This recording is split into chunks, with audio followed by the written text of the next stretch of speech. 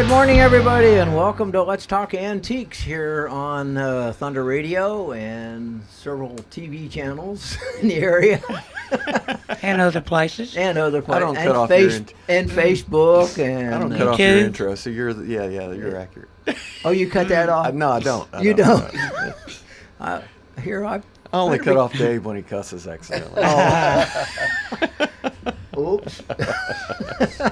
Well, it's time for Let's Talk Antiques, and we have a special guest in today, Gene Stillings. Stillings, I'm sorry. And he's going to talk about something kind of unique here, records. Yeah, and we're going to get right to that after Philip does his spiel. Oh, yeah, Philip's got to do his spiel. Go ahead, Howard. No.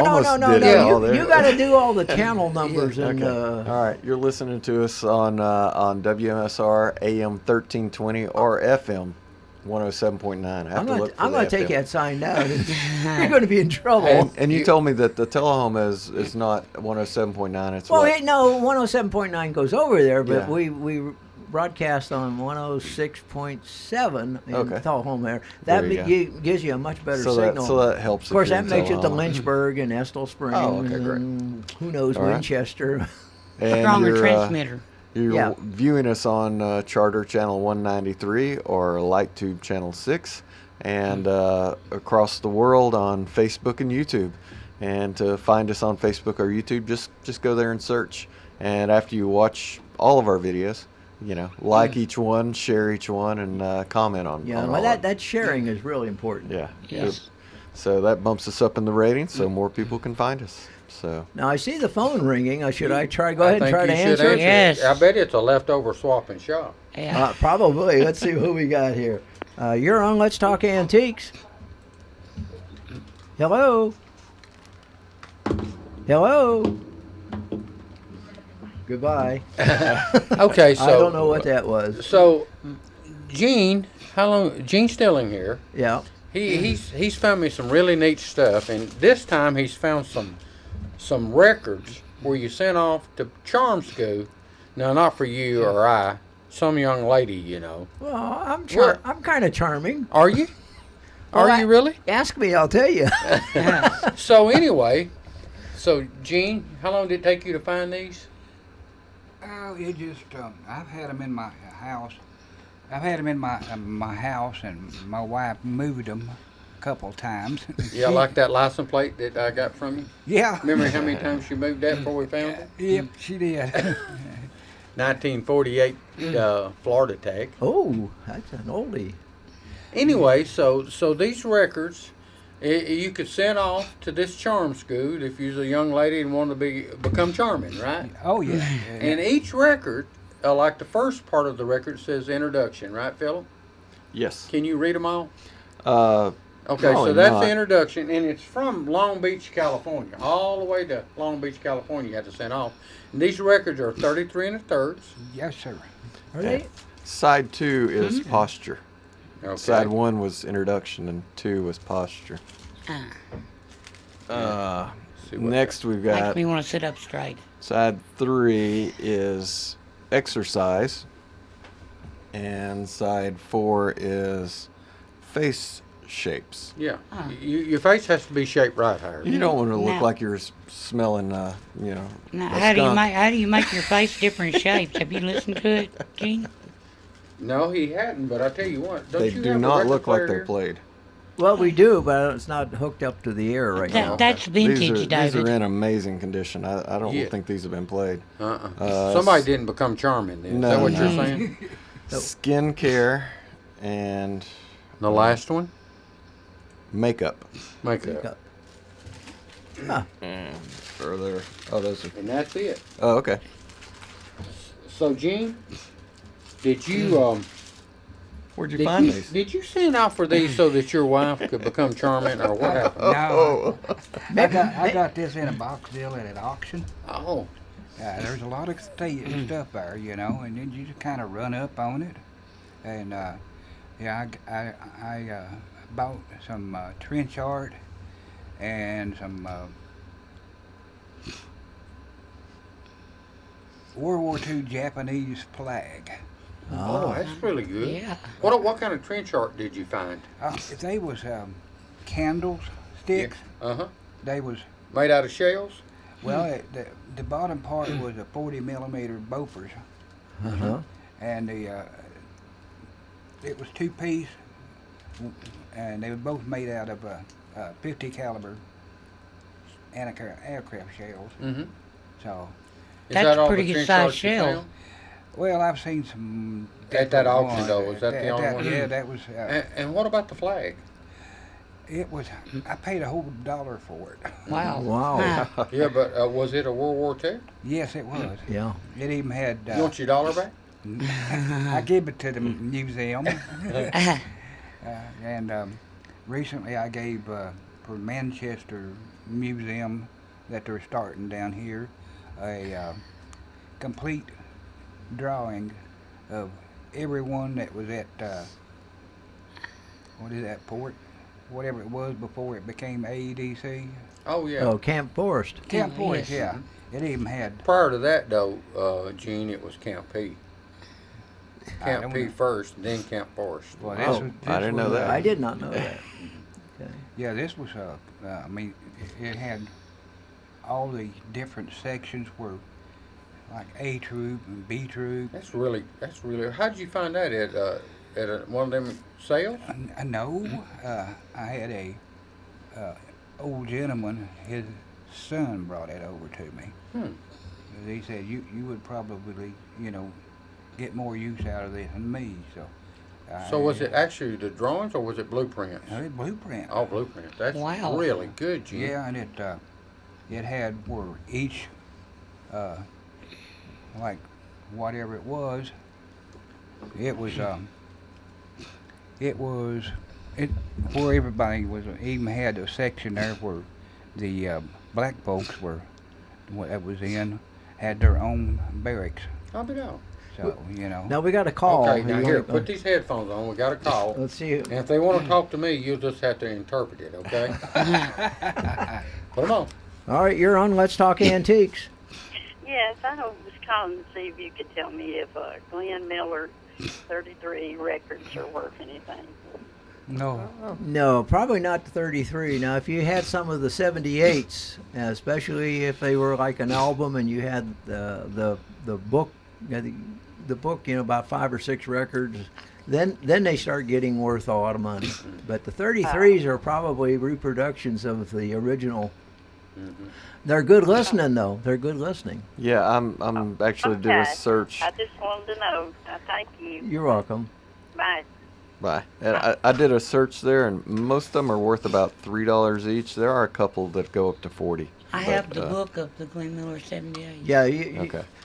Yeah, the 78. See, But there the was 78s will be worth a lot more. Yeah, on a 78, even though it was the same size as the 33 record, physically, there was one song on each side. Was it only one? I thought One, there were two. yeah, no, one one song. song on each side, and they would sell. And an album would consist of about 5 or 6 records in a book. A real nice cover. Some A of them were well-made book. yeah, like velvet or felt Yeah, or something. yeah. Or It's been a long time since I got to play one of these 78s. Yeah, that it's hard to find a complete set because what happened a lot of times people would throw away the record they didn't like and stick something else in there that they liked, and so Oh, man. it broke up the album. See, Or so, they were easy to break. oh, too. very easy Yeah, to they were break. So they shellac, slide so- another record Yeah, in. drop it or scratch it real bad, and then it had Yeah. a click on it every time you played it. But anyway, that's interesting on that charm school. Somebody kind of like a correspondence course, I guess. Yeah, isn't that's it? exactly what it was. And except you send had a off- record.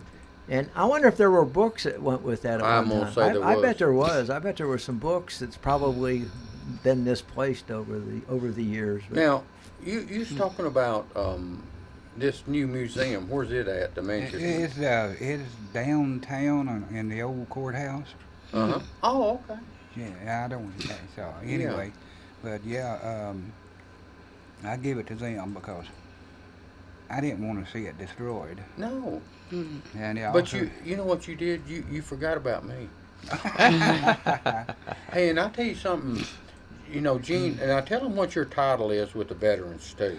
I'm the Coffee County Veteran Service Officer. Yeah. Okay. So so you can be they can call you at what number? 728-6995. Yeah. With questions about benefits and going get to plenty VA of 'em. hospital and Yeah. things like that. Yeah, 'cause Now I- you have a nickname at the auction. What was it they called you? well, I go with a friend of mine. Yeah. They call him Cheap, and they call me Cheaper. That's because you bid a quarter when they want to open and bid. Is that right or what? Well, the Japanese flag. I bid $1. You know. a That whole was it. dollar? Whole Wow. dollar. Nobody else wanted it, so I got it for $1. Oh, that's great. And the fact is, the auctioneer was going to shoot my finger off because he'd say, "Start it off," you know. And Do you always start everything at $1? it's $2 now. Oh, Yeah. $2? Inflation. Yeah.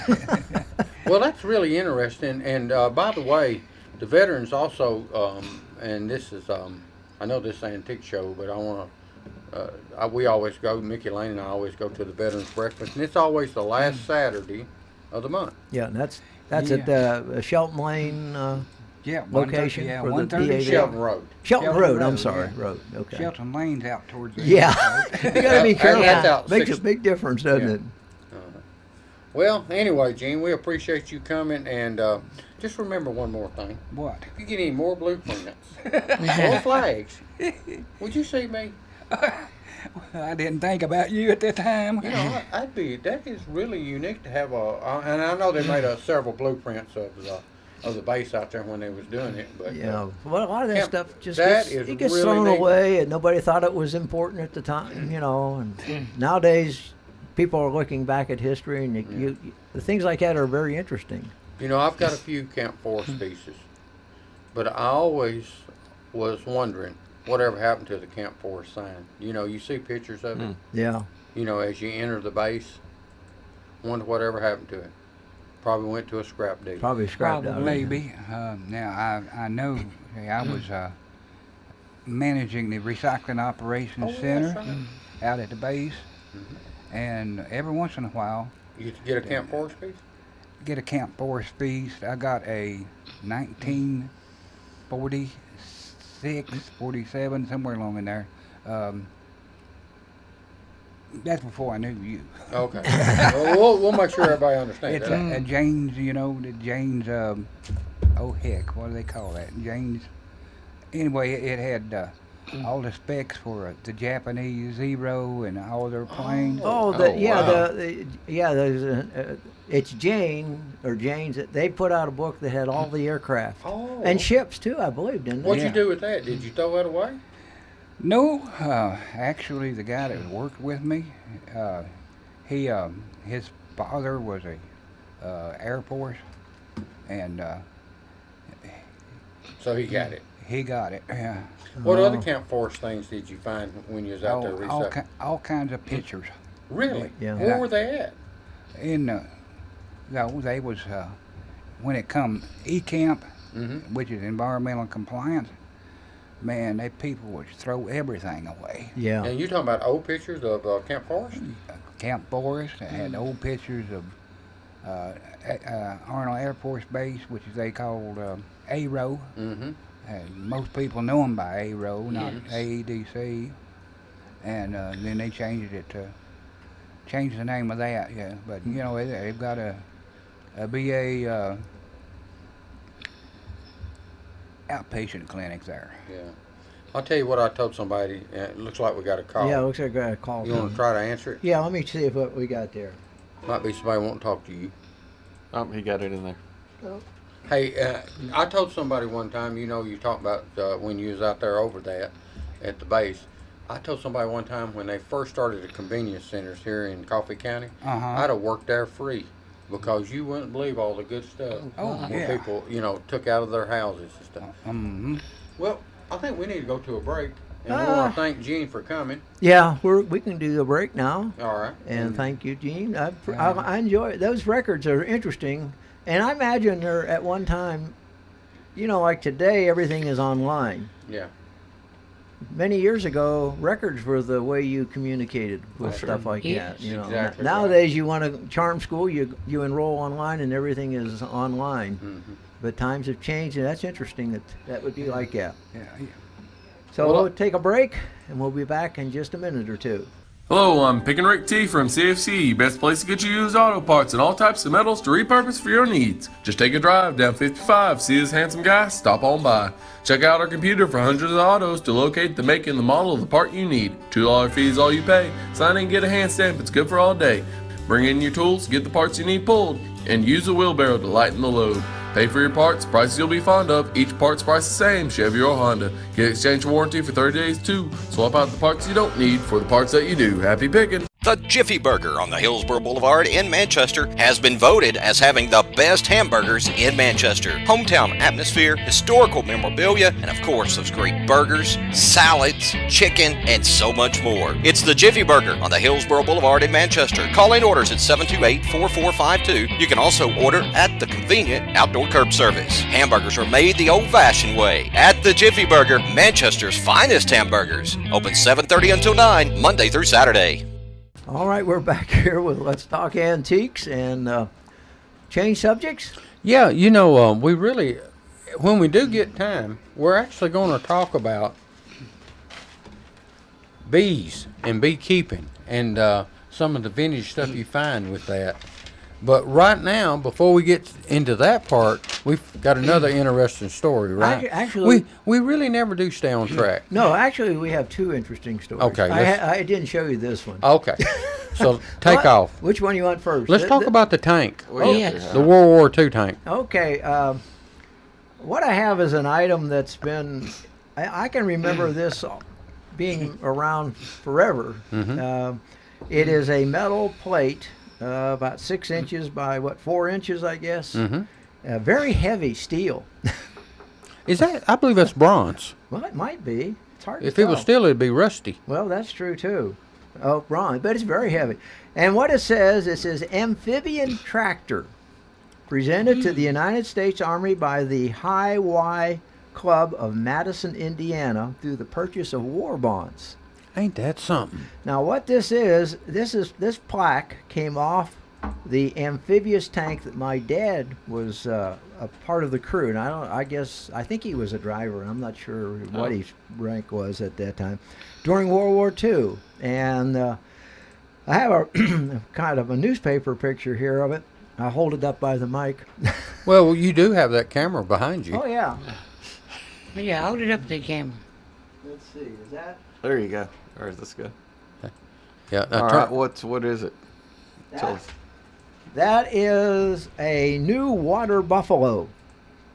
Let's see. The 37 millimeter cannon and the 250 caliber machine guns of this new amphibious tank, known as the LVT 1, fire in unison to send a solid stream of death at their target. The tank has a turret superstructure for added protection of the crew.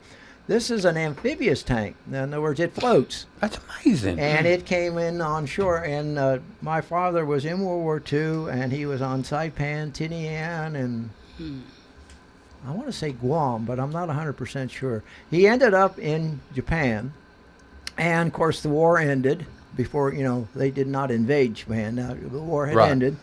And all these tank, excuse me,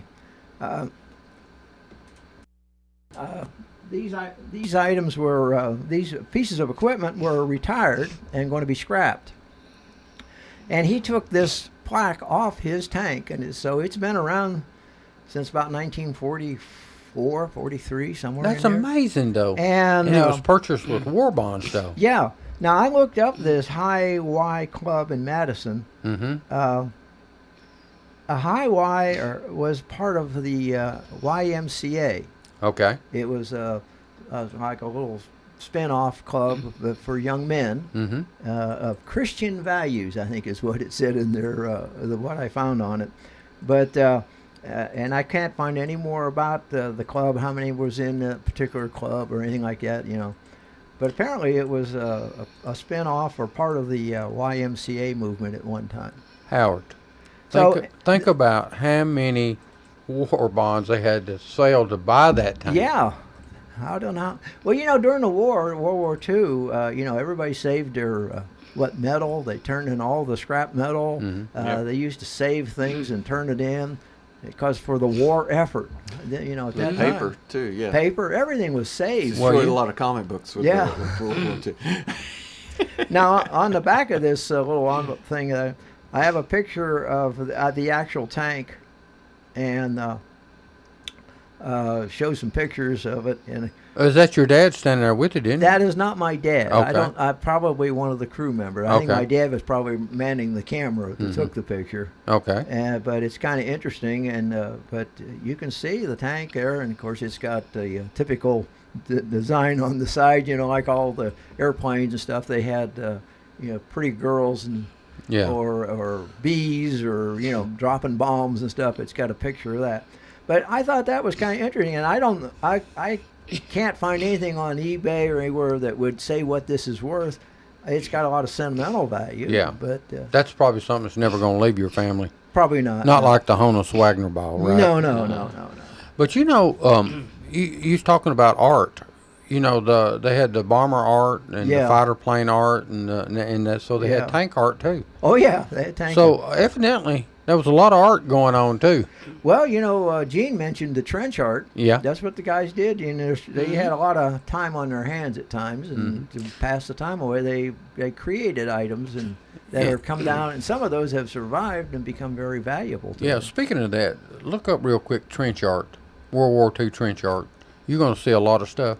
And what was the second thing you had? Well, remember last week we talked about the dairies, and home delivery. Right. And I wanted to bring up the fact about the old trucks, the delivery trucks. Okay. They were made by a company called Detroit Electric Vehicle Company. And, of course, then the electric dropped off, and it became known as DIVCO, Divco, I guess, or Divco. And they had those boxy square trucks with kind of like a little snub nose on them. Right.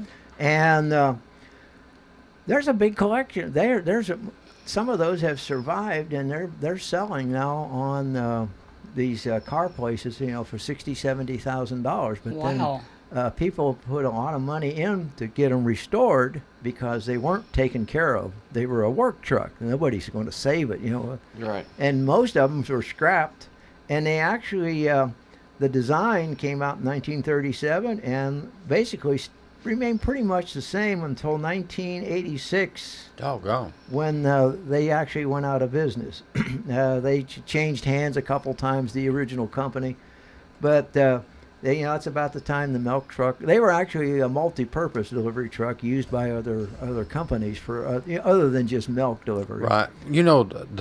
Howard, the Aerosmith band, when they first started, not after they, this is before they become real famous, they actually had a van like that. Oh, yeah. And it got lost. Don't you remember? And matter of fact, there was a picture show about it where Mike and them found the thing. Oh, okay.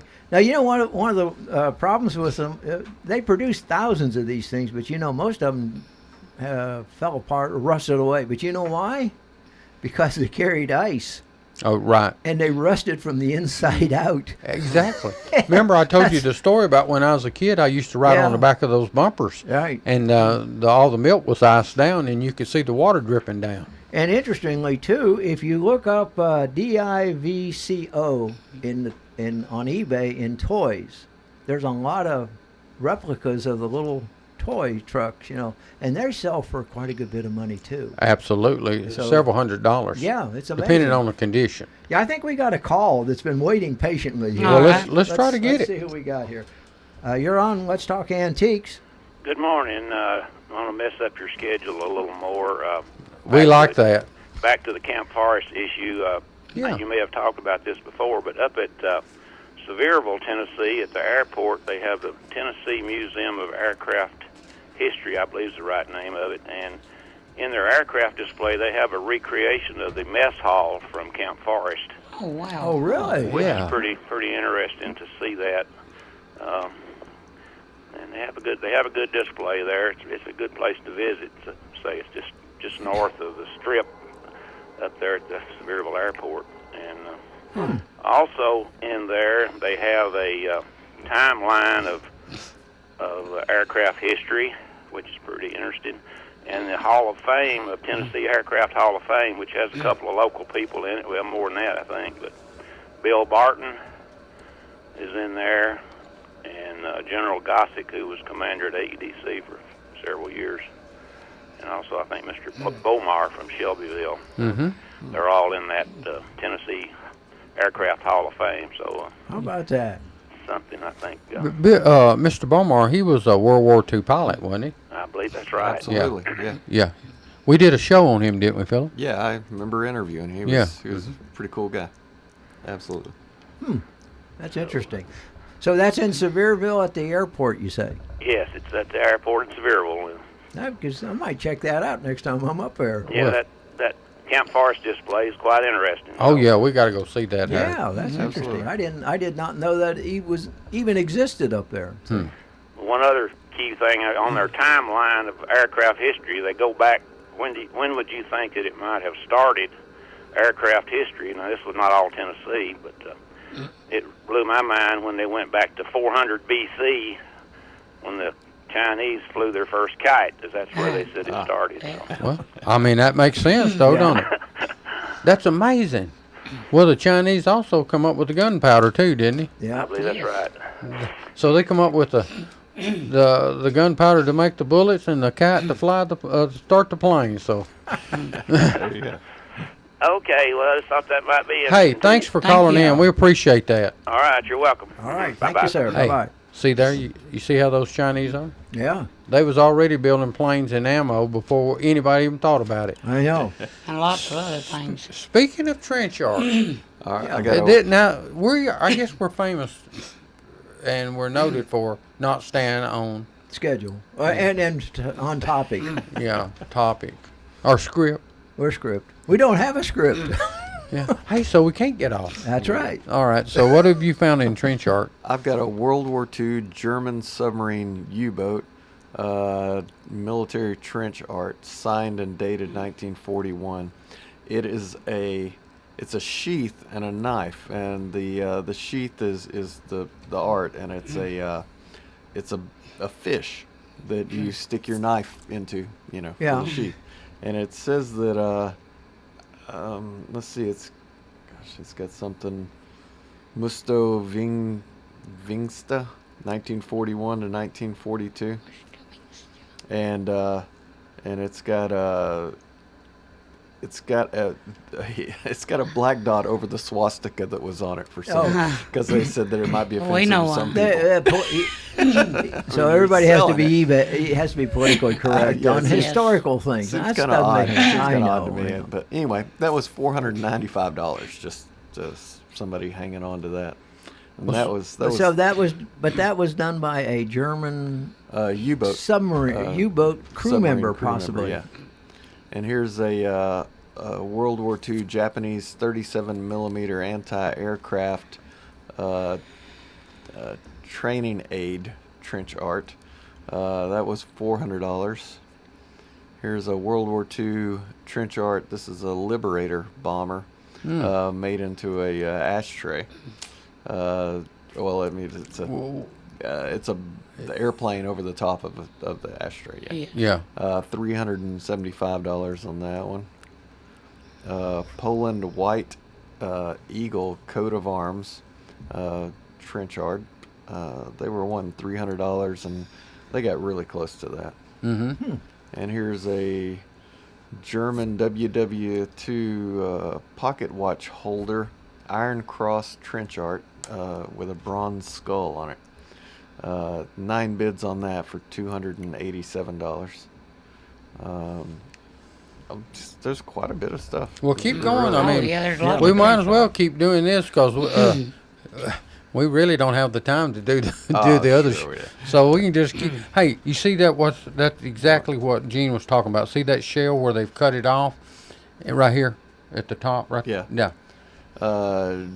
World War II Japanese trench art ashtray, 75 millimeter shell casing, ROCAF. What's the Royal? I don't remember that. RC. Yeah, Flying Tigers rare. So that's they cut off the bullet and made the ashtray with a part of it. 9 bids, $280. Here is a this is pretty good. World War II trench art with a wooden base. It's a 10-pound, 81-millimeter shell. That's Oh my just goodness. like it's just mounted in the base, and it looks like the shell landed in the base. Kind of crazy. They were wanting $250 and got really close to that.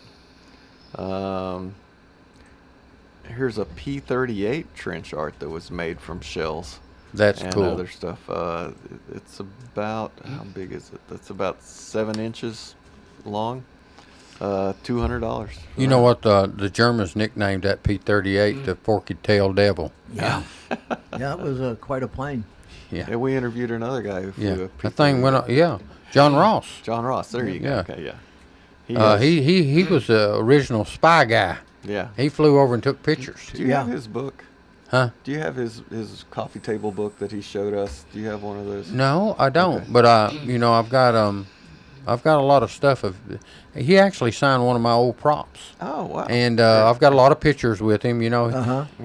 He moved off to Daytona Beach, and at 95 years old, he used to drive back up and see Roxanne and I at the office. Yeah. At least once a year. Wow. He's got a coffee table book that he showed us that had before and after photos of a German town where he was the spy plane flying through, and you fly through beforehand and it's a town, and you fly through afterwards and the only thing standing is the church. Yeah. And it was like, wow. I know, that was devastating what some of those bombing rates. I'll tell you what, that P-38, didn't it fly over 400 miles an hour? It was very fast. Yeah, it was probably one of the faster fastest planes that they had. Yeah, the P-51 I think was a little faster that came out. Really? But it wasn't twin engine like the P-38 was.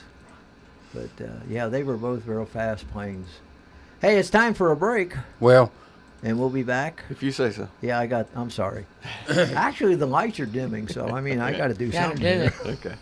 We'll be right back. Hello, I'm Pick and Rick T from CFC, best place to get you used auto parts and all types of metals to repurpose for your needs. Just take a drive down 55, see this handsome guy, stop on by. Check out our computer for hundreds of autos to locate the make and the model of the part you need. $2 fee is all you pay. Sign in and get a hand stamp, it's good for all day. Bring in your tools, get the parts you need pulled, and use a wheelbarrow to lighten the load. Pay for your parts, prices you'll be fond of. Each part's price the same, Chevy or Honda. Get exchange warranty for 30 days too. Swap out the parts you don't need for the parts that you do. Happy picking! The Jiffy Burger on the Hillsborough Boulevard in Manchester has been voted as having the best hamburgers in Manchester. Hometown atmosphere, historical memorabilia, and of course those great burgers, salads, chicken, and so much more. It's the Jiffy Burger on the Hillsborough Boulevard in Manchester. Call in orders at 728-4452. You can also order at the convenient outdoor curb service. Hamburgers are made the old-fashioned way at the Jiffy Burger, Manchester's finest hamburgers. Open 7:30 until 9, Monday through Saturday. All right, we're back here with Let's Talk Antiques, and what are we going to do now, Dave? Well, What aren't we going to do? While we was on break, you was talking about that tank. Yeah. So Yeah. Ronnie done a little research Yeah. and found out a little how many they made, and Oh, okay. Yeah. so let's go back with the name of the tank. Okay. It was a Mark 1 LBT-1. It was a was a landing vehicle, and the first one, the prototype, was built by Donald Roebling. That could be used in the Florida Everglades, and he finished it and he named it the Alligator, and it was appeared in U.S. Magazine, where the Marine Corps became interested in it, and they'd been looking for just such a vehicle, and after they requested a few modifications, and they placed an order for 300 of them. So in 1940, intended initially to employ them as supply vehicles. They had a 146 horsepower Hercules 6-cylinder diesel engine mounted in a housing in the rear cargo hold, and it also had, instead of a turret that spun around, it had a little track that the gun went up and down in. But anyway, they ended up making 1,225 of them in several plants, and they could go 12 miles an hour on land and 6.1 miles an hour in water. and they had a range of 210 miles on land or 60 miles in the water. So there's your LVT-1. Yeah, this is this picture that that I have from the old newspaper clipping. It says LVT parentheses A Okay, now that was dash one. So that must have been that was the next one. next then. one, and it's called a water buffalo here. Yeah, that one was introduced in 1942. Yeah.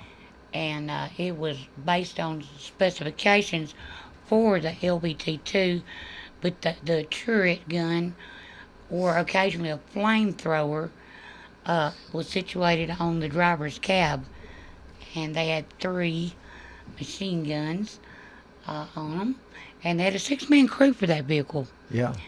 And they were intended to provide fire support to the Marines that were the assaulting Marines. Right. See, They were establishing a beachhead. yeah, my dad was, like I said, my dad was in the Army, but he was assigned to the Marines. And they, during the landing operations, I guess they came in to support.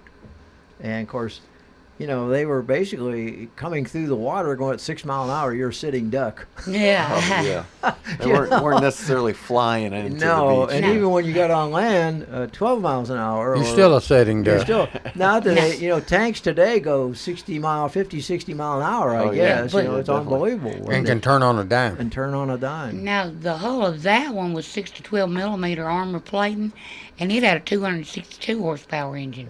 Yeah, The one that he's talking yeah, about. Yes, it was the newer model. Yes, newer model. But and of Well, course, what Saipan and Tinian and Guam were islands, you know, in the Pacific, and these were landing operations, you know, where they came in on the beachheads. Oh, yeah. Now, Well- that one could go 25 miles an hour Oh, on really? land and 6.5 miles in the water. Okay. So And it- it had a range of 125 miles on land and 75 miles in water. Well, it'd be Five- bad to run out of gas Now, on the water. Oh, only boy. only 509 of those were built. Oh, really? Yes. So, So they were kind of a specialized piece of equipment. yes. It's amazing to me. I don't know what it weighed. Does it say what it weighed? It looks heavy. I don't know how they float. It doesn't say, but it says that it could carry a limited payload of 1,000 pounds of cargo. You know, I guess that's in addition to the 6-man crew, you know, and the weight of Yeah. the tank, so it's got to be quite a bit. Yeah, I guess it looks tall. I don't know how tall that is. You know, there's no. Well, let's see this. Well, this guy, there's one here. You got a man standing next to it, and you know, assuming that he's about 6 foot, it's still a couple, 3 or 4 feet above his head. Yeah. So it's, the tank stood at least 8 to 9 foot tall. At the very tallest part, yeah. Well, they were tall. I guess that's so they would have the buoyancy. You know, I'd say the- if you yeah, count that machine gun, it's more than double, Howard. Pardon? I'd say if you count the machine gun, it's more than double. Yeah, yeah. So anyway, it's interesting, but you know, like I say, this plaque's been around for a long time. I can remember it sitting on the mantle at my grandmother's house. That, you know, that is. I tell you, That's very your cool. father was a smart man, but he by just taking that plate off, that was amazing that he thought to do that. I don't know why. I think he must have been a historian. Yeah. I mean, he got you a baseball. What'd you do with it? I sold it. Want to buy this, Dave? Yes. Hey, did you have some more trench art? No, I jumped over to Camp Forest. All right, well, let's hear it. Okay, so the camp was originally named Camp P, P-E-A, named after the governor at the time, Austin P. Oh, And was a National Guard camp in 1926. Now, see, Austin I P didn't know that. University. I didn't I know didn't that. part. I did. Oh, well, yeah. Well, you Sure would. did, yeah. Camp P covered 1,040 acres. Camp Forest covers 85,000 acres. Wow. 85,000 acres. That's a lot of land. It is. The camp was a training area for infantry, artillery engineers, signal operations. And during World War II, it became a prisoner of war camp. But it was originally it was an internment camp for Japanese, German, and Italian American citizens, and which I Oh. did not know. And in 1943, they transferred all of them somewhere else to Out in make Arizona, room. wasn't it? It was, Wasn't there a camp out in Arizona? Arizona or California. It was There out were- west. I know that. There were several camps though, so it and in 1943, the internees were transferred to other internment camps to make room for actual POWs. At the University of the South, there's a really great hiking trail that has all these monuments that they put on it that were built by German POWs from Camp Forest, and they came down and got them. They're like, hey, you want to do something? They wanted to get out, because otherwise you're just sitting there. So they helped make this really nice trail up at the university. Well, they also work for the farmers and stuff around here too on the farms. Oh. The POWs, the German POWs. Remember there was somebody called in and told us about that one time. You remember that, Howard? I don't remember, but it makes sense that would happen. Now I don't know if anybody besides the farmers, but I'm sure the state workers and everybody else use them to work the roads. Don't you imagine? I would say so. If the farmers used them, that the state used them, and the cities and the counties, they would have used them to work the roads and. Sure. And it says that the population of Tullahoma was affected greatly by the Camp Forest. In 1940, population of Tullahoma was 4,500, and by the end of the war, it was 7,500. Many military people moved in for construction and operation of the camp and remained after the war. In 1946, the war was over, and Camp Forest and Northern Field were declared surplus property. Buildings were sold at auction, torn down, and carted away. Water and sewer systems and electrical systems were sold as salvage. All that remained were roads, brick chimneys, and concrete foundations, which I remember from my childhood driving by and seeing. Hey, interesting fact. I know where some of those houses are, David. That's right. Well, that's what I was just going to okay, say. go ahead. Yeah. No, you can go ahead. No, you go ahead. Well, a couple of those houses I own. They were officer quarters, and they're behind the restaurant. The first. You own everything, don't you? Well, not the first house, because it was built in 1939. Just before the war. Mr. Steele had that, but the next two are actually officer quarters that were moved here after the war. Well, that's awesome. Isn't that neat?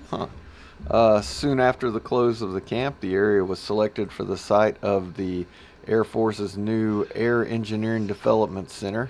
In 1951, the center was dedicated by President Truman and renamed the Arnold Engineering Development Center in honor of the General of the Air Force, Hap Arnold. Hap Arnold. General Arnold was World War II commander of the Army Air Corps and the only Air Force officer to hold a 5-star rank. Wow. So I did not know that. There you go. He was a big horseman too. He liked to ride. Really? Mm-hmm. And there's a little bit of stuff on eBay with Camp Forest. There should be quite a bit of stuff. Well, look at that high dollar badge. U.S. Army Military Police badge from Camp Forest, Tullahoma. Badge number 55. 5 bids on that went for $305. Now that'd be a good piece to have, wouldn't it? That's pretty nice. Cool. I just want to look. Oh, and by the way, it was sold out of Fort Wayne, Indiana. That's what I was looking for to see if it was sold locally. There's. Hey, do we need to take a break? Yeah, we sure do. Okay. Yeah, let's do that real quick. Glad you reminded. I forgot about that one. We don't need. I remember the last one though. Hey, we'll be right back. Hello, I'm Pick and Rick T from CFC, best place to get you used auto parts and all types of metals to repurpose for your needs. Just take a drive down 55, see this handsome guy, stop on by. Check out our computer for hundreds of autos to locate the make and the model of the part you need. $2 fee is all you pay. Sign in, get a hand stamp, it's good for all day. Bring in your tools, get the parts you need pulled, and use a wheelbarrow to lighten the load. Pay for your parts, prices you'll be fond of. Each part's price the same, Chevy or Honda. Get exchange warranty for 30 days too. Swap out the parts you don't need for the parts that you do. Happy picking! The Jiffy Burger on the Hillsborough Boulevard in Manchester has been voted as having the best hamburgers in Manchester. Hometown atmosphere, historical memorabilia, and of course those great burgers, salads, chicken, and so much more. It's the Jiffy Burger on the Hillsborough Boulevard in Manchester. Call in orders at 728-4452. You can also order at the convenient outdoor curb service. Hamburgers are made the old-fashioned way at the Jiffy Burger, Manchester's finest hamburgers. Open 7:30 until 9, Monday through Saturday. All right, we're back. As Max just said, and we're still talking about Camp Forest, Camp P. Yeah. For This is Camp Forest date memorabilia at this point. okay. There's nothing I've seen from There was Camp P. nothing on. Yeah. Oh, I actually, couldn't maybe find it. Just every once in a while you'll find a piece. Okay. So the next thing I've got on here, it only went for $50. The price drops off a bit here, but it's a Dear John letter. Oh no! Oh, no. Oh, No, God. literally, it's Dear John. I was glad to receive a letter from you. Oh, okay. Wow. Not one of them other Dear John. Not the other kind Not of Dear the other John. Dear John. So this Oh, was how I hate to write, Yeah. but I found somebody new. But yeah. this was sent to Mr. John Milanesi, Milanesi. No, I have no idea how Yeah. you pronounce that. In New Jersey, but it was postmarked 1942 from Camp Forest. It went for $51 with 8 bids, Wow. and so it's just a letter written from the camp. Here is a unit history, the 33rd Division Pictorial History of Camp at Camp Forest, 1941 to 1942. Mm-hmm. 429 pages. It went for $40. And here's something that's pretty interesting: a mini photo book of snapshots of vintage military tent city, Camp Forest. No, So yeah, that seems really cool. There's 8 bids on that. Went for $32. I thought that would have went for more than that. I'd say. Ronnie actually found a picture of the Camp Forest entrance.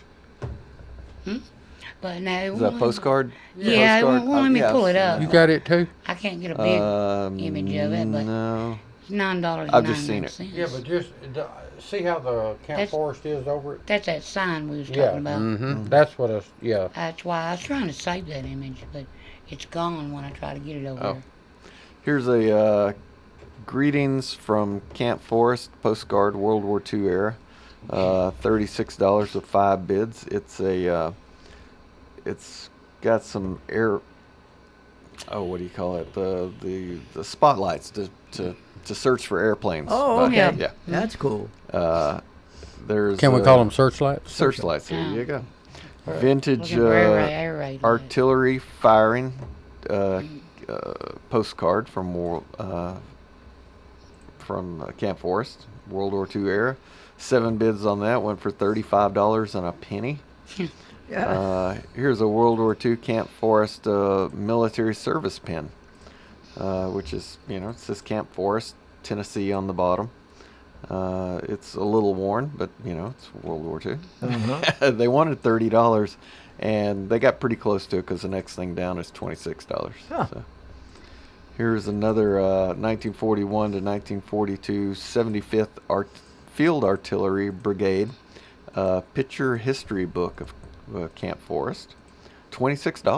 That's not- cheap. I would have thought something like that would be worth more. We need to get on. Good Like I looking say, little these are book. what things sold for. Yeah. And here's a postcard that's an aerial view of the camp. That 4 bids on that went for $25.52. Here's a newer book about Camp Forest that went for $22.55. Oh, we did a thing about this once. Here's a pillow, vintage World War II Camp Forest mother pink pillow cover. It says Camp Forest, Tennessee, Yep. and has flowers on it. And in the bottom corner it says mother and has a poem on it. And the soldiers would They'd buy those. well, they would make them. Well, That's from my understanding. but I thought, did they buy them too and send Well, them? nowadays, I don't know what they did then, but nowadays, like when back when I was in basic training at Fort Jackson over in the Carolinas, they had the gift shop, downtown. You could buy all this stuff, Yeah. and send it home to your mother, your father.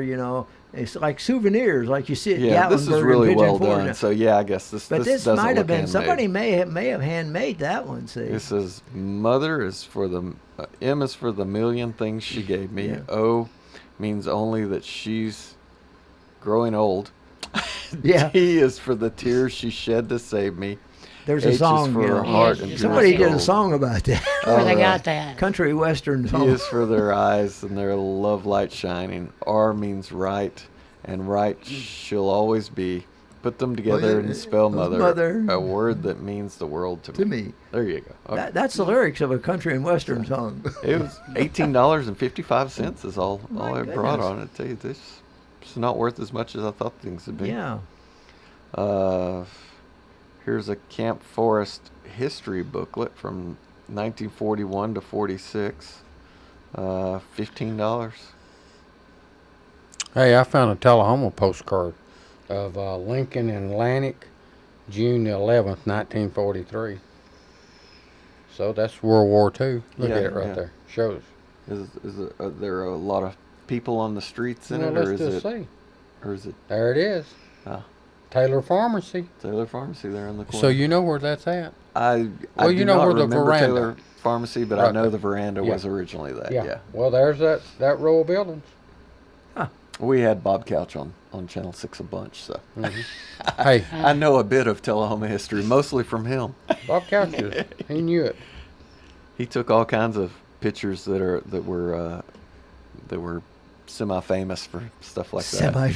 Hey, you know the old post office? Yeah. Here's the old post office. What would a postcard of the old post office? Well, let's see. $10 or make an offer. So that's okay. a bargain. Yeah, we're getting down close to the end here, guys. So You know, think All right. we were talking about the POWs a while ago. There's a lady writing a book about just that. Her name's Elizabeth Taylor, but not the actress, she's dead. Right. But this one's from around here. But anyway, she's writing a new book about that, and she's been down here interviewing people. Said one lady remembered being on the farm when POWs would come to the tobacco farms. See? And she talked about memories of the POWs. Said another lady talked about how, as kids, they might find soldiers sleeping on their porch, and how the soldiers marched down the streets. And the great grandniece of Jack Daniels said her mother worked with German POWs at Camp Forest. So there are lots of things here. Yeah. Probably be an interesting book when it comes out. Hey, did you say we're out of time? Well, just about. Got about 30 seconds. Do something real quick. One of you. Song and dance would be okay. Well, they had a painting here, too, Yeah. of the 40s. Oh, I've got the Camp Forest entrance card here. Yeah. 1940s, $9.99. $3.99. Well, that's cheaper than I thought it would be. But I guess maybe Camp Forest is just a local. Okay, there were 70,000 soldiers at Camp Forest Yeah. and 12,000 workers. It doesn't say how many POWs, but Now I understand a lot of those Trivia. POWs actually came back after the war and settled in And this, settled here. and settled in this area because of they had a nice experience while being a POW. well, evidently they just let them run around. You know? Yeah. Well, it looks like we're about out of time for today's program, guys. And we will be back next week with more Let's Talk Antiques and probably get off subject again, so I'm not going to say what we might be talking about. There are several possible. We'll see you next week. Take care. Bye-bye.